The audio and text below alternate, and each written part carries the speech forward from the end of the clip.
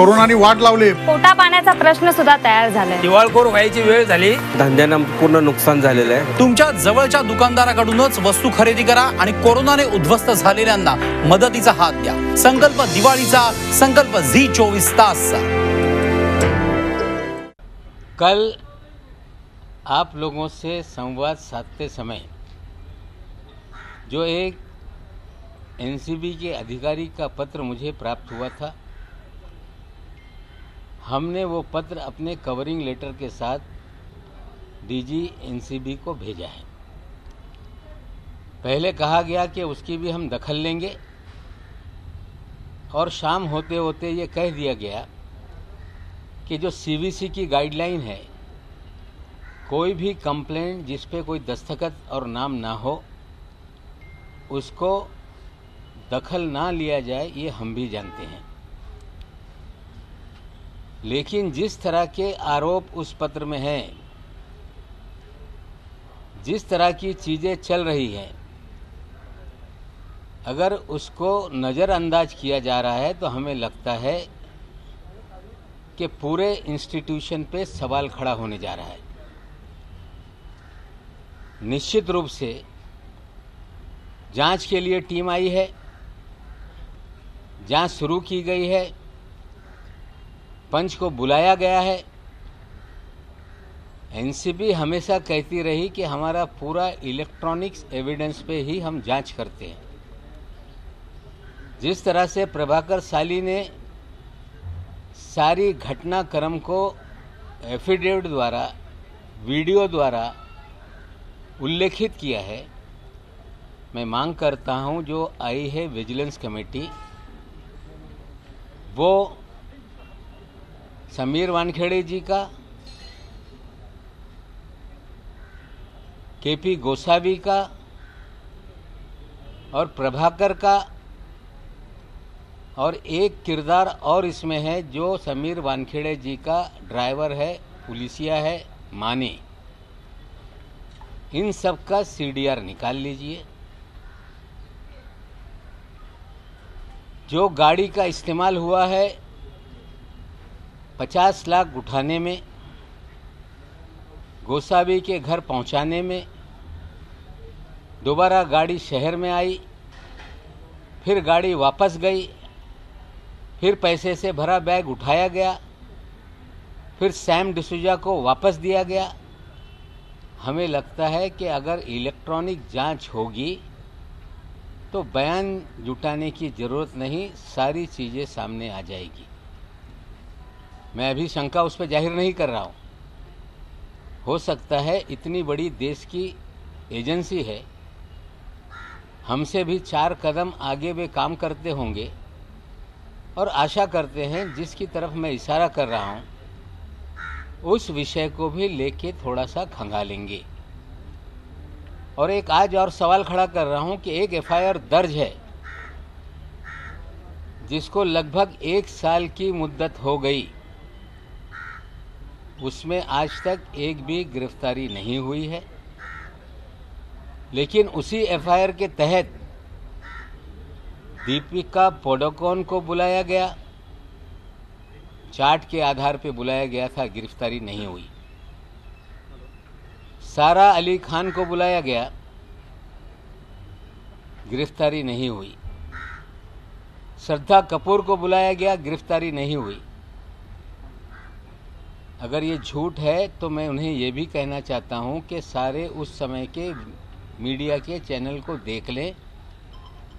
जब जब कोई अभिनेता अभिनेत्री आती थी, पूरा देश का मीडिया फोकस लगा के बैठे रहता था। वो सारे लोग जिनको बुलाया गया उनकी गिरफ्तारी नहीं हुई है, उसकी गहराई में जाइए। मैं ये भी कहता हूं कि मालदीव के दौरे को देखिए, उस समय कौन से अभिनेता अभिनेत्री मालदीव में थी, तो जो उगाही का खेल है वो खुलकर सामने आ जाएगा। जांच शुरू है। ये कहा जा रहा है कि क्रूज की जांच को भटकाने के लिए नवाब मलिक पिछले 20-22 दिन से अलग अलग तरीके से चीज़ों को सामने ला रहा है। मेरा काम है जो गलत चीज़ें हैं अगर कोई आंख पे पट्टी बांध ले तो उसकी आंख की पट्टी खोलना ये मेरा फर्ज है। मैं और एक बात बता रहा हूँ, जो जांच के लिए लोग आए, क्रूज की पार्टी फैशन टीवी ने आयोजित किया था। बिना किसी महाराष्ट्र सरकार की जानकारी के बिना कोविड प्रोटोकॉल होने के बावजूद कोई भी क्लियरेंस महाराष्ट्र पुलिस से, महाराष्ट्र के गृह विभाग से किसी भी तरह से कुछ नहीं लिया गया। सीधे डायरेक्टर शिपिंग से परमिशन लेके इसे परमिट किया गया। उस जहाज की क्रूज पार्टी में टारगेटेड लोगों की तस्वीरें देकर उन्हें ट्रैप किया गया। लेकिन मेरी जानकारी है कि एक अंतर्राष्ट्रीय ड्रग माफिया उस पार्टी में था। उसकी एक माशूका भी है जो बंदूक के साथ थी, जो उस डांस में नाचते हुए नजर आया है। वो दाढ़ी वाला है। वो दाढ़ी वाला कौन है, सारे एनसीबी के लोग जानते हैं। कुछ मुझे लोग जानकारी दे रहे हैं कभी वो तिहाड़ जेल में भी था। कुछ लोग मुझे जानकारी दे रहे हैं कि वो राजस्थान की जेल में भी था। ये दाढ़ी वाला कौन है, एनसीबी उसकी तरफ भी ध्यान दे।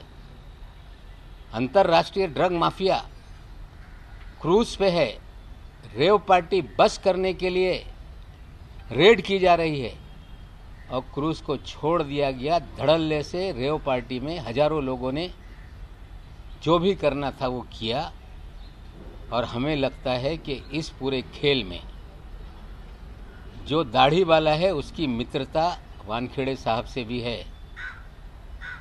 कुछ अधिकारी मुझे बता रहे हैं कि गोवा में भी उनका बहुत बड़ा रैकेट चलता है। लेकिन जब छापेमारी की बात आती है, वानखेड़े साहब उस छापेमारी से भाग लेते रहे। मैं जो लोग आए हैं जांच करने के लिए, मैं सार्वजनिक रूप से उन्हें कहता हूं कि आप क्रूज की सीसीटीवी मंगाइए, हर कमरे का सीसीटीवी, सारे डांस की सीसीटीवी, और जैसे खंगालेंगे दुनिया का एक बहुत बड़ा ड्रग माफिया उस पार्टी में था। उन्हीं लोगों ने ये पार्टी आयोजित की थी। खेल तो हो गया, लेकिन खेल का खिलाड़ी दाढ़ी लिए हुए क्यों घूम रहा है, इसका जवाब एनसीबी को देना पड़ेगा। ये सारी चीज़ें हैं जो मैं बोल रहा हूँ, आने वाले दिनों में उसको आप लोगों के सामने रखूँगा। लेकिन मैं क्लू दे रहा हूँ, जो लोग दिल्ली से इतनी बड़ी कॉम्पिटेंट एजेंसी है जांच के लिए आए हैं, इसकी तरफ भी ध्यान देने का काम करें। पिछले कई दिनों से जब मैं फर्जीवाड़े की बात करता रहा, मैंने एक आम सभा में भाषण कर दिया कि इनकी नौकरी 6 महीने में जाएगी और ये जेल जाएंगे। मैंने कोई पुलिसिया तंत्र का इस्तेमाल करके ये बात नहीं कही थी। जो समीर दाऊद वानखेड़े जी का फर्जीवाड़ा जीवन का है, उन्होंने, मैंने ये भी कभी सवाल नहीं खड़ा किया कि किसका धर्म क्या है, कौन किस धर्म का है।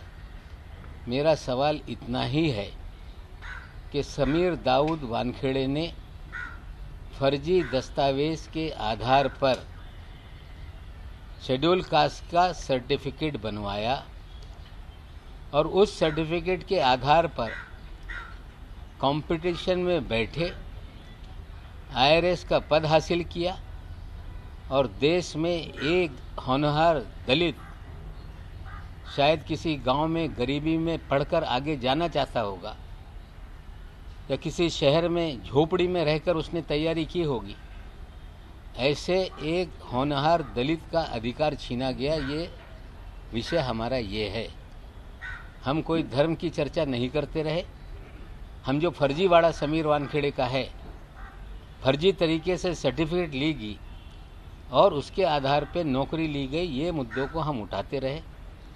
जब मैंने पहला बर्थ सर्टिफिकेट डाला तो सब लोग टूट पड़े कि ये फर्जी है। फर्जी है तो असली कहाँ है, उनके परिवार के लोगों को बताना पड़ेगा। आज मैंने अपने ट्विटर पे एक बहुत सुंदर जोड़ी का एक फ़ोटो डाला है जो 7 दिसंबर 2006 के दिन लोखंडवाला कॉम्प्लेक्स में जो शादी रचाई गई, निकाह हुआ, उस निकाह नामे को भी उसमें हमने डाला है। 2 बॉक्स उसमें ब्लैंक कर दिए गए हैं, जिसमें लड़की के पिताजी का नाम है, उनके चाचा जी का नाम है। वो ब्लैंक एड्रेस इसलिए रखा गया है कि उनको बड़े पैमाने पे धमकाया जा रहा है। उनके साथ भी बहुत कुछ चीज़ें हो रही हैं, इसलिए हमने वो 2 चीज़ें ब्लैंक रखी है। और ये भी कह देता हूँ कि कल तक जो बर्थ सर्टिफिकेट पे उंगली उठा रहे थे, वो टेम्पर्ड सर्टिफिकेट है, वो महानगर पालिका के रिकॉर्ड का हिस्सा है। ऑनलाइन सबकी बर्थ सर्टिफिकेट नज़र आती है, समीर दाऊद वानखेड़े की सर्टिफिकेट नज़र नहीं आती। हमने वो रजिस्टर में 1.5 महीने तक खोज करने के बाद स्कैन करके कंप्यूटर में है, वहाँ से हमने स्नैपशॉट निकाला है। जिम्मेदारी से कह रहा हूँ कि ये जो कागजात हमने डाले वो असली हैं, सरकारी ऑफिस का दस्तावेज है। उसमें गौर से देखा जाए तो टेम्पर करके 20 साल के बाद उसमें एक सर्कल लगा के स्टार बनाया गया और अलग से 20 साल के बाद जो नाम का खेल है उसके अंदर भी खेला गया। आज जो निकाहनामा मैंने दिया है उसमें मस्जिद का मदरसा है, उसका एड्रेस है, और ये सारे तस्वीर हमने रखी है। जो कल तक कह रहे थे कि हम जीवन भर हिंदू रहे, हम हिंदू मुसलमान का सवाल नहीं उठाते। इस देश में फिर मैं बता दूं कि इस देश का संविधान कानून ये कहता है कि कोई व्यक्ति धर्मांतर कर ले तो उसे शेड्यूल कास्ट का लाभ नहीं मिल सकता। विशेषकर मुस्लिम और क्रिश्चियनिटी धर्म का ये सवाल है। अगर लोगों को लगता है कि ये गलत है तो मोदी जी हैं, देश का संविधान बदल दें कि अगर कोई दलित इस्लाम या क्रिश्चियनिटी में शामिल हो जाएगा तो उसे लाभ मिलेगा। अगर यही तरीका है तो मैं भी कल दावा करूंगा कि मेरे पुरखे या मेरे जैसे इस देश में रहने वाले करोड़ों लोग, जो संघ परिवार ये दावा करता रहा, मोहन भागवत जी ये कहते रहे कि सबके पुरखे एक हैं। हाँ, हमारे पुरखे इस देश में शूद्र थे। अगर हम फिर क्लेम कर दें कि हम भी शेड्यूल कास्ट हैं तो क्या इस देश के 15 करोड़ मुसलमानों को ये लाभ मिलेगा? सवाल ये है। फर्जीवाड़ा करके एक गरीब के अधिकारों का हनन किया गया, फर्जी तरीके से नौकरी हासिल की गई। निश्चित रूप से सारे दस्तावेज जुटाए गए हैं। दलित संगठन मेरे पास आ रहे हैं, चीज़ें मांग रहे हैं, हम उनको देंगे। और जो जात पड़तालनी समिति कहा जाता है, इंग्लिश में स्क्रूटनी कमेटी है, वैलिडिटी कमेटी, उसमें ये कंप्लेंट दर्ज होगी।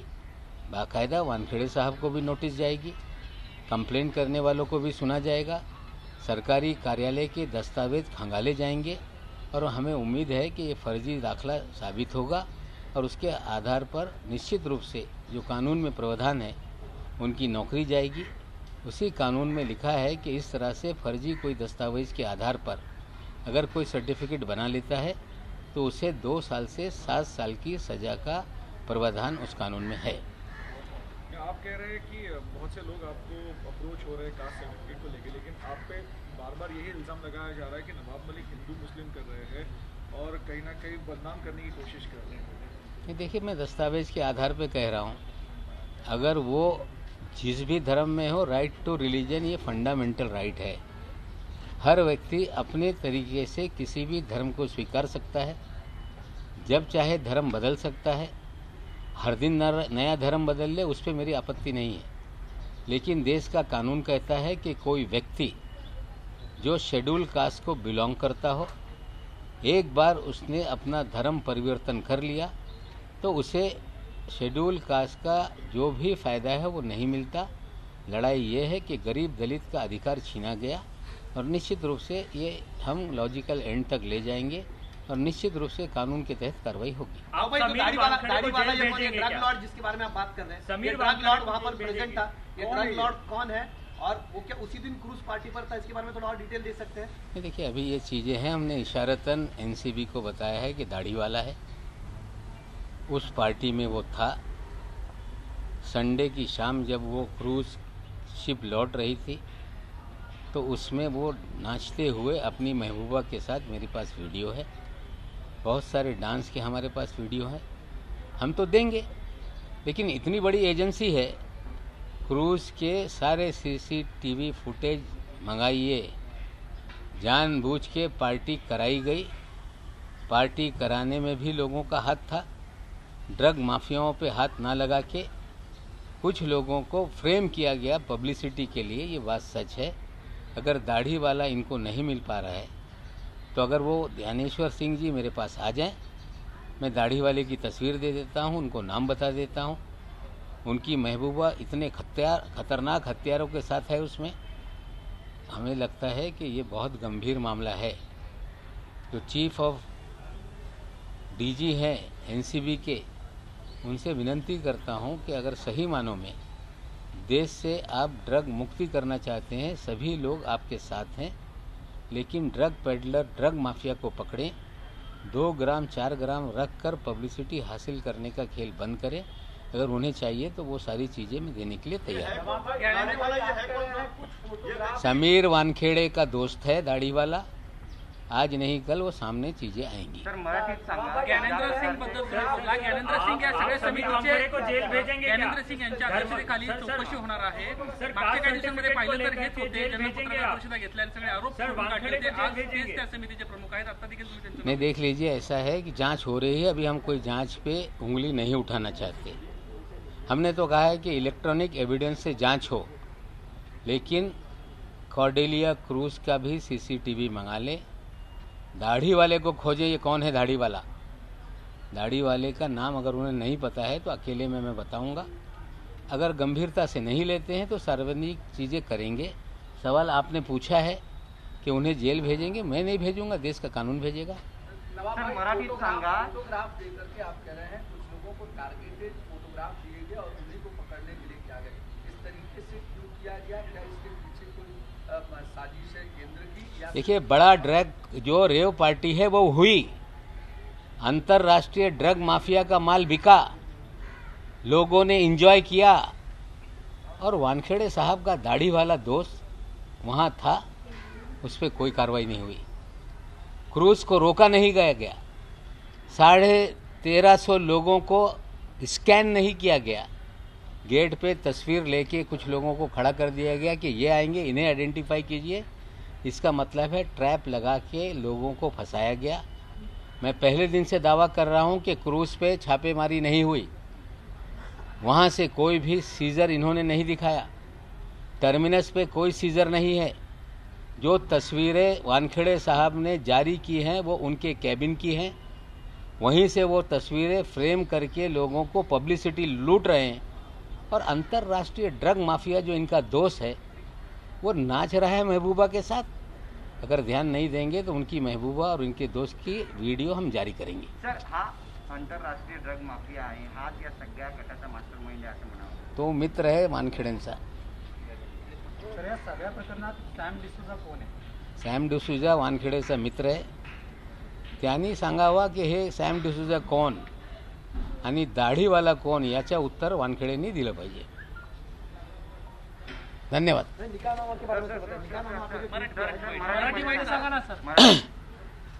ज्या पद्धतीने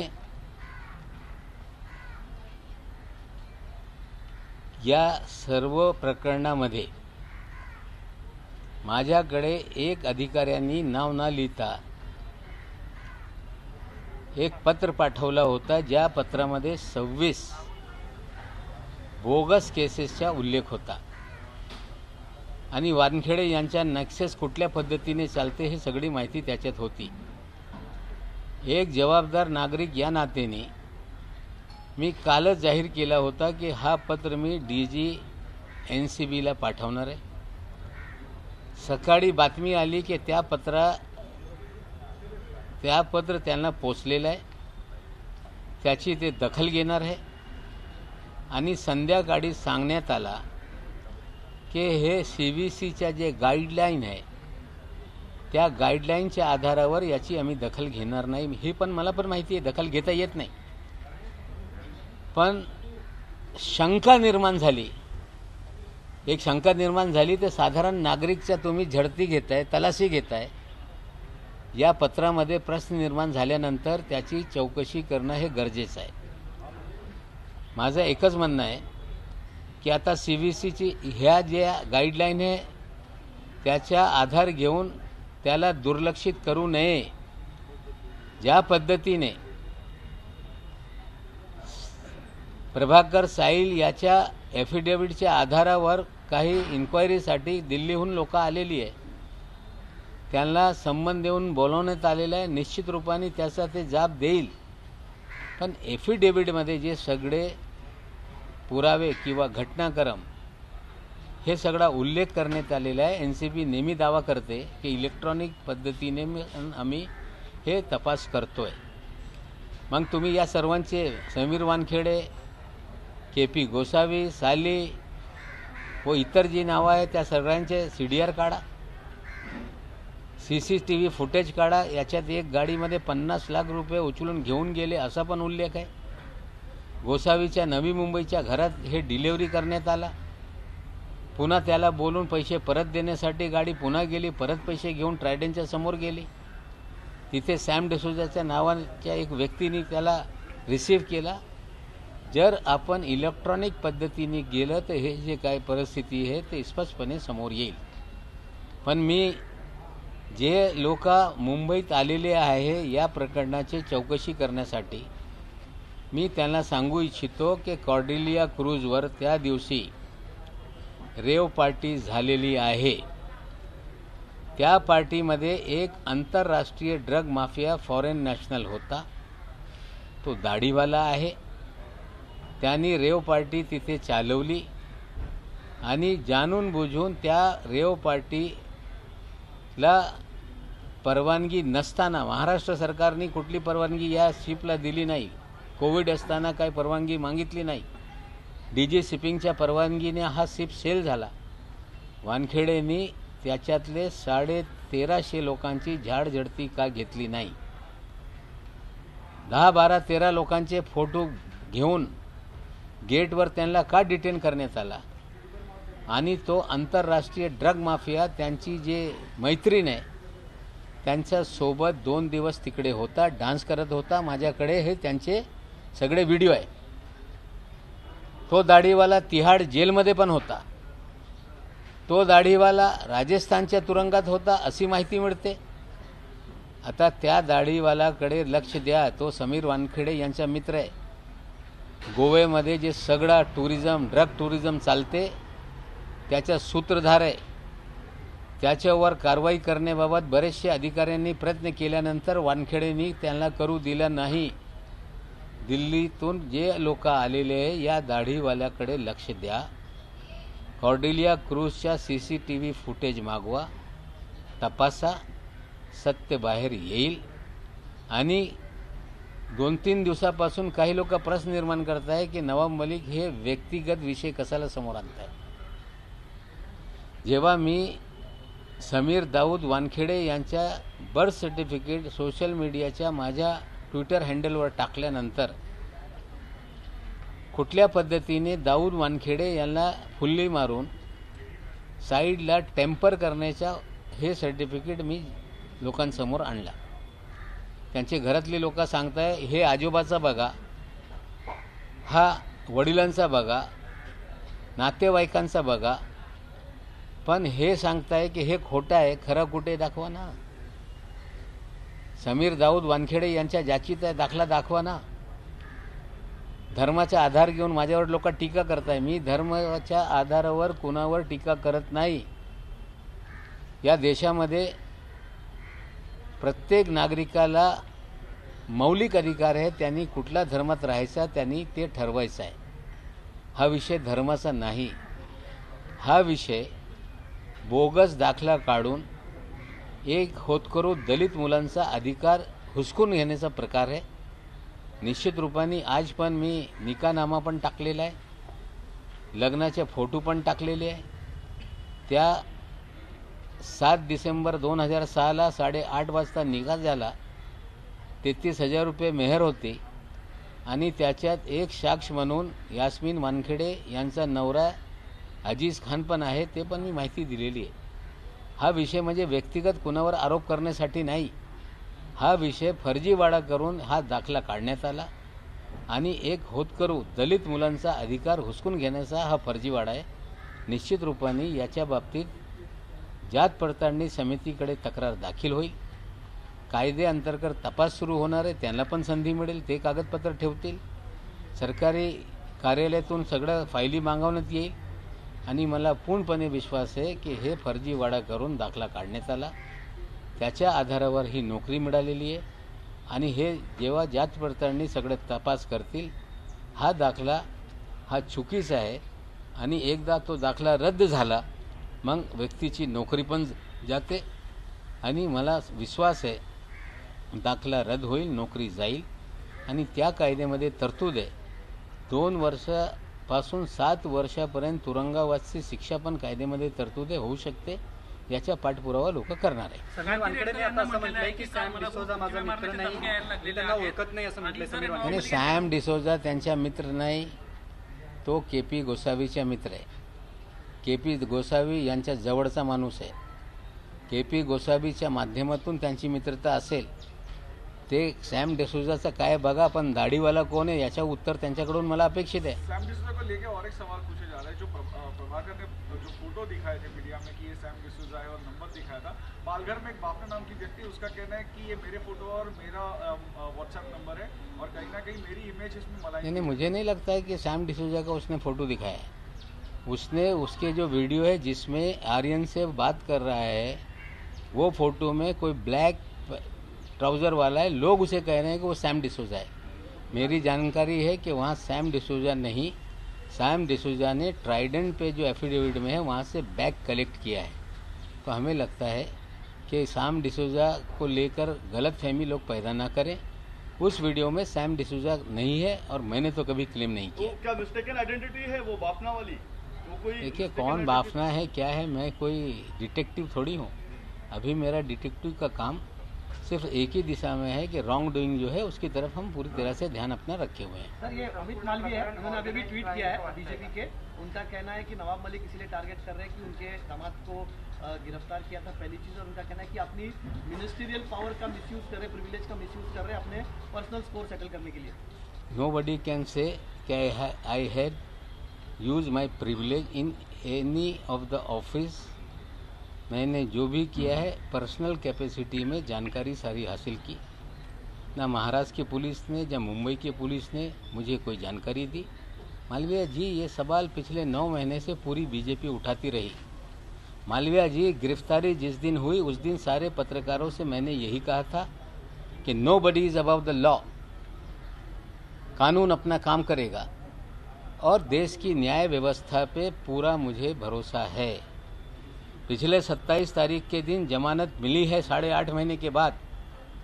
12 तारीख को आदेश पे दस्तखत जस्टिस ए जोगलेकर साहब ने की है. 13 तारीख के दिन जोगलेकर साहब जो एनडीपीएस कोर्ट के स्पेशल जज हैं, उनका ऑर्डर ऑनलाइन है. 14 तारीख के अखबारों में ऑर्डर छपी है. 14 तारीख को मैंने एक्सप्लेन किया है कि ये सारी धाराएं लगती नहीं, लगाई गई. मालविया जी, इसके पीछे भी यही खेल था. मैंने कभी नहीं कहा 8.5 महीने तक कि उसे फंसाया गया, लेकिन उसे फ्रेम किया गया ताकि नवाब मलिक की आवाज़ बंद हो जाए.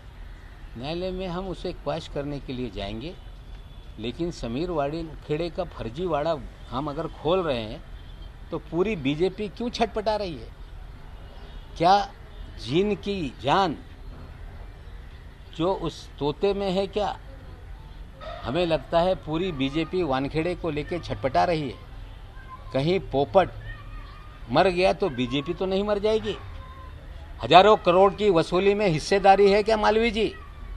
आपको बताना पड़ेगा कि ये हिस्सेदारी कहां से कहां तक चल रही थी. तोता अगर पिंजरे में है, फड़फड़ा रहा है, तो पूरी बीजेपी क्यों फड़फड़ा रही है, इसका जवाब बीजेपी को देना होगा. Thank you. कोरोनाने वाट लावली. पोटा पाण्याचा प्रश्न सुद्धा तयार झालाय. दिवाळखोर व्हायची वेळ झाली. धंद्यानं पूर्ण नुकसान झालेलं आहे. तुमच्या जवळच्या दुकानदाराकडूनच वस्तू खरेदी करा आणि कोरोनानं उद्ध्वस्त झालेल्यांना मदतीचा हात द्या. संकल्प दिवाळीचा, संकल्प झी 24 तासचा.